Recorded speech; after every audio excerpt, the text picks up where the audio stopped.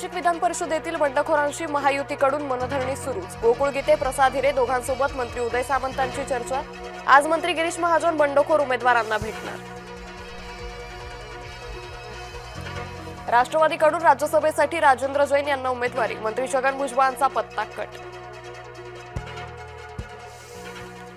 अजितदादांच्या निधनानं फरक पडत नाही, राष्ट्रवादीचे नगरसेवक किशोर मासाळ यांच्या वक्तव्यानं संताप। टीकेची जोड उठल्यानंतर किशोर मासाळ यांचा माफीनामा। विदर्भाचे मुख्यमंत्री असूनही दररोज शेतकऱ्यांची आत्महत्या। शिवसेना आमदार बच्चू कडूंचा सरकारला घरचं आहे तर आमच्याकडे दाढीवाला, तुम्ही बिगर दाढीवाले, कडूंची जीभ घसरली। अमरावती बसस्थानकाच्या पाहणीवेळी परिवहन मंत्री संतप्त। बसस्थानकातील अस्वच्छता बघून मंत्री सरनाईक भडकले। 2 अधिकाऱ्यांच्या निलंबनाचे दिले आदेश।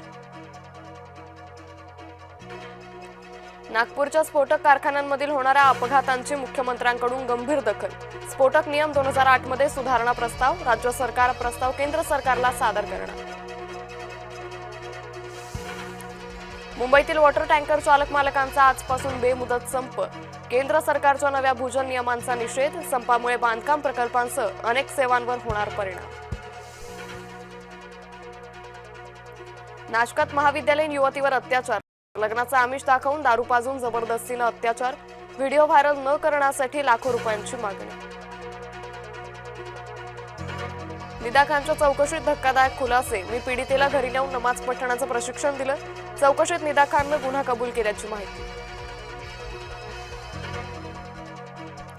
नाशिक जिल्ह्यात आजपासून नाफेडकडून कांदा खरेदी। 2 लाख मेट्रिक टन कांदा खरेदीचं उद्दिष्ट। कांदा उत्पादकांना 1580 रुपये दर मिळणार। शालेय गणवेशाच्या दरात 30 ते 40 रुपयांची वाढ। पालकांच्या खिशाला आणखी कात्री। शैक्षणिक वस्तूंचे दरही वाढले।